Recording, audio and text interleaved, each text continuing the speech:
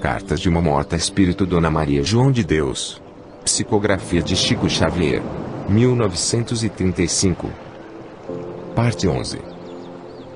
107. Três sós de cores diversas. Penetramos numa atmosfera rosada, plena de luz, mas de claridade suave, que se irradiava espalhando sons dentro da mais harmoniosa das cadências que os meus ouvidos escutaram nas condições de minha nova vida. Sobre as nossas frontes, contemplávamos, então, um sol magnífico, cor-de-rosa quase enrubescido, emprestando ao ambiente, em que nos movíamos, as mais estranhas cambiantes. Todavia, não ficou aí a novidade. Ao seguir, percebemos que uma estrela esverdeada brilhava no infinito dos céus, misturando as suas claridades esmeraldinas com as tonalidades róseas, que se estampavam em todas as coisas e, de repente, enquanto uma dessas estrelas se encontrava no zênite e a outra prestes a desaparecer nos horizontes desse planeta maravilhoso, outro sol surgia, amarelo, cor de laranja amadurecida, tonalizando como um elemento novo as paisagens. As ousadas concepções dos pintores terrenos ficariam aquém das sublimes realidades por nós observadas, referentes aos efeitos da luz, nesse sistema de encantamento. O elemento sólido do orbe que pisávamos, num dos mundos privilegiados que giram em torno desses três sós de cores diversas, era formado de substâncias que não é possível descrever. Mas, lá, observei, a existência de oceanos e florestas, jardins, minerais, animais e muitas outras coisas que equivalem aos objetos e manifestações da vida sobre a Terra. 108. Planos aperfeiçoados de luz.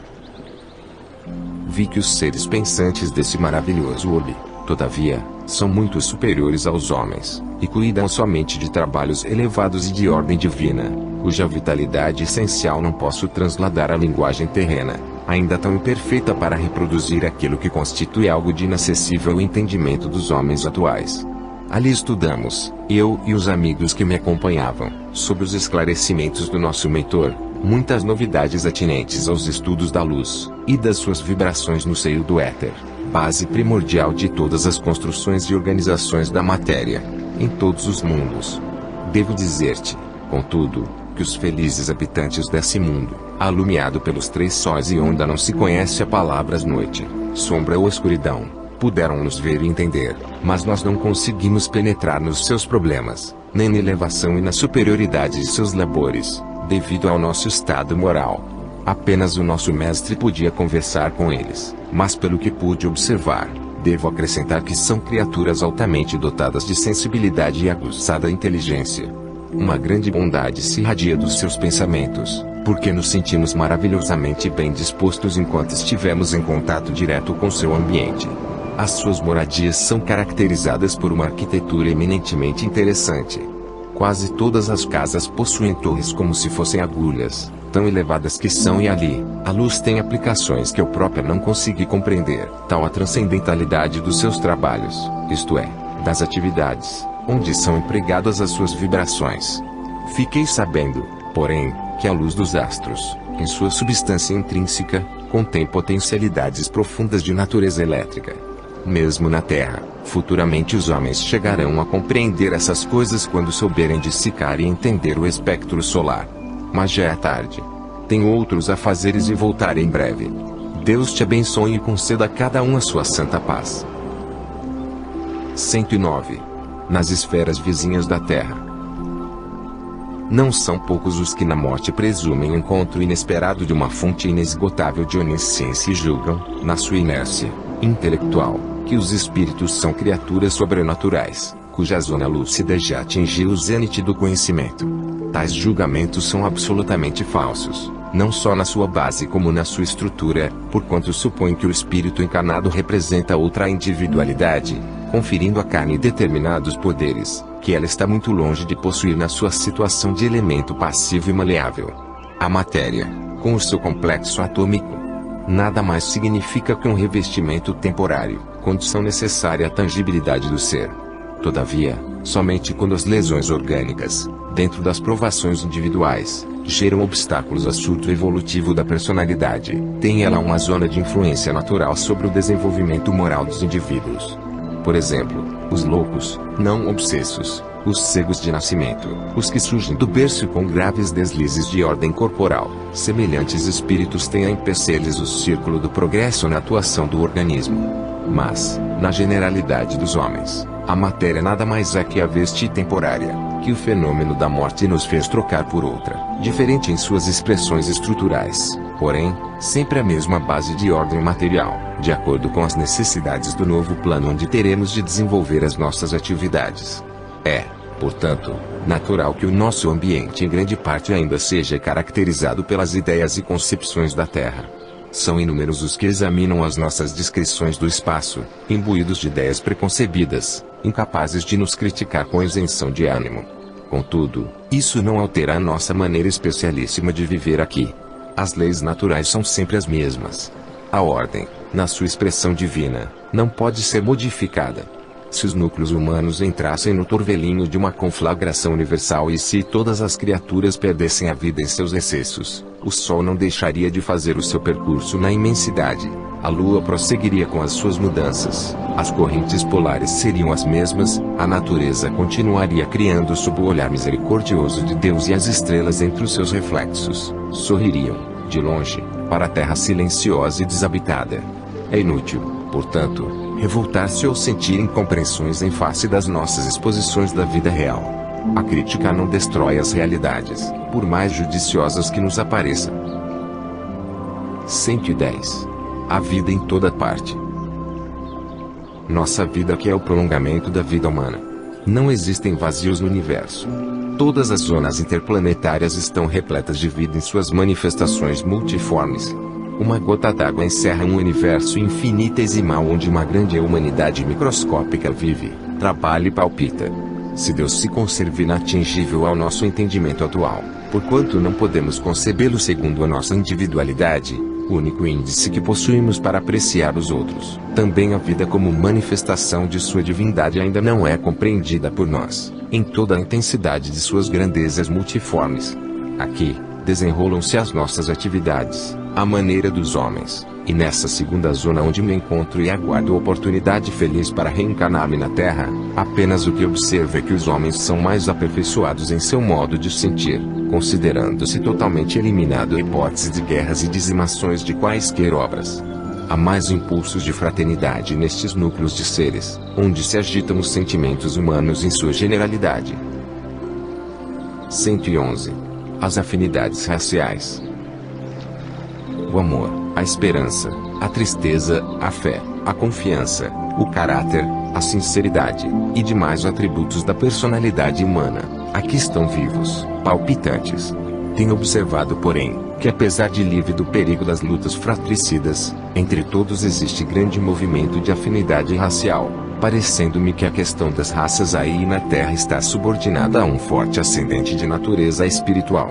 Os saxões, os latinos, os árabes, os orientais, os africanos, formam aqui grandes falanges, à parte, e em locais diferentes uns dos outros.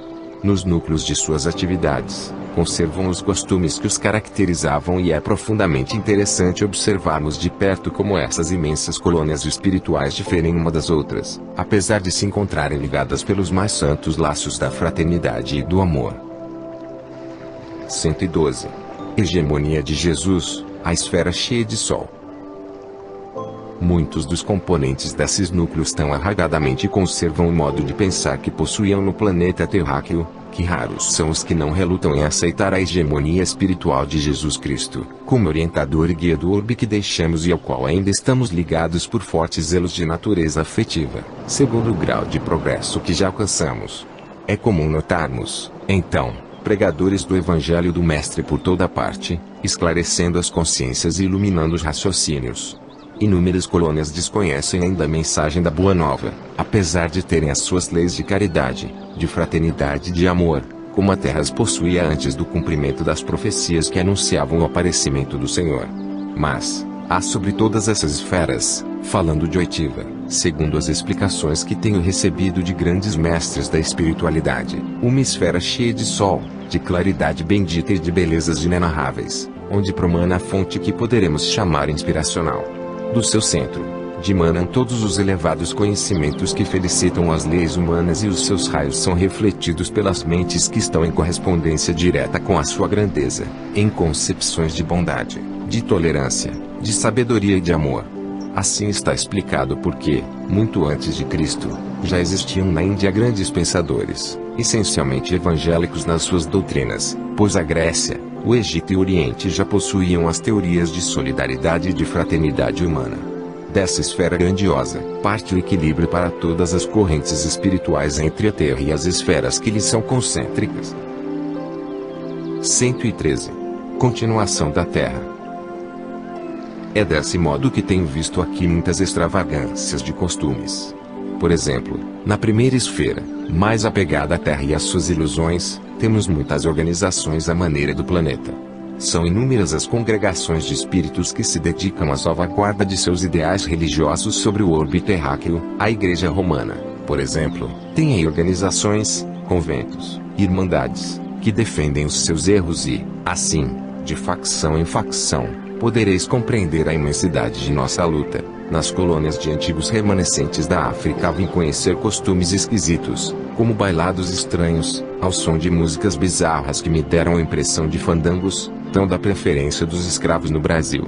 A luta estabelecida não é pequena. A nossa existência é a continuidade da vida material com todas as suas características. Vem daí o nosso contínuo conselho para preparardes uma vida melhor, pela aquisição de virtudes e conhecimento. Assim como tenho visitado outros mundos e outros ambientes, cujas belezas constituem um sagrado estímulo para minha vontade de progredir e aprender, igualmente muita coisa lamentável tenho presenciado, optando sempre pela exortação fraterna, a fim de que saibas aproveitar proficuamente o vosso tempo na face do orbe que atualmente habitais. Desejaria dizer-vos algo quanto às manifestações de vida sobre a superfície de Marte, mas temos de contar convosco o tempo, se estamos ao vosso lado, e é assim que eu observo o adiantamento das horas. Se Deus permitir, falarei na próxima semana de outros ensinamentos obtidos por mim nessa terra distante. Deus vos dê boa noite e vos abençoe. 114. O planeta Marte. Meus amigos, é com permissão dos nossos guias dos planos superiores que desejo prosseguir, nesta noite, as minhas narrativas de além-túmulo. Não está em nós a presunção de resolver incógnitas científicas e nem derrogar os decretos do Altíssimo, que, do lado de cá, nos merece a mais sublime de todas as venerações. Escrevo esta impressões somente objetivando a consolação dos que sofrem, visando a amplitude das esperanças dos que nos compreendem, a fim de que aguardem, confiantes na bondade de Deus, o prêmio compensador da vida em outras paragens mais felizes, onde a alegria não se extingue, como na terra, e a paz é uma vibração permanente do pensamento de todas as criaturas. Aqui, tenho aprendido que há mundos de todas as espécies, diversificados em sua natureza como a essência dos sentimentos das almas. Mundo de dor, de ventura, de aprendizado, de luta, de regeneração. Todas essas distantes pátrias, que os vossos telescópios focalizam, dentro da noite imensa, não poderiam estar vazios e abandonados. Não se compreende uma cidade edificada, rica de monumentos e obras, sem habitantes e sem vida. Os planetas, que rolam no infinito, constituem a família universal, por excelência. Cada um deles comporta uma humanidade, irmã de todas as outras que vibram na imensidade. É toda a vaidade do homem terreno afirmar-se a única criatura pensante do universo, mesmo porque a Terra é um dos planos mais obscuros e mais repletos de amargura para quantos já experimentaram algo das felicidades imorredoras, que a evolução do sentimento e do raciocínio pode facultar. Para as almas acendradas no amor, a Terra é bem o recanto do exílio e das sombras. Todavia, vós outros, os que estudais, tomados da disposição benéfica de conhecer a vida espiritual, em suas mais remotas e múltiplas modalidades, deveis arquivar no coração o tesouro divino da esperança. Se na atualidade as dores vos assediam, sabeis que a vida não se circunscreve no âmbito mesquinho do orbe terráqueo, patrimônio da criação e divindade de todas as coisas. É ela a vibração luminosa que se estende pelo infinito, dentro de sua grandeza e do seu sublime mistério. 115. A Virgem Vertiginosa. Mas eu vos prometera falar de minha excursão ao planeta que vos é vizinho e vou me desviando em considerações doutrinárias e filosóficas, esquecendo o escopo de minha visita. É para a vossa ciência uma afirmativa audaciosa, dizer-vos que pude ver o planeta Marte, identificando-me com os seus elementos a fim de conhecer de mais perto as suas belezas ignoradas. A verdade, porém, tem igualmente as suas revelações pelos caminhos da fé.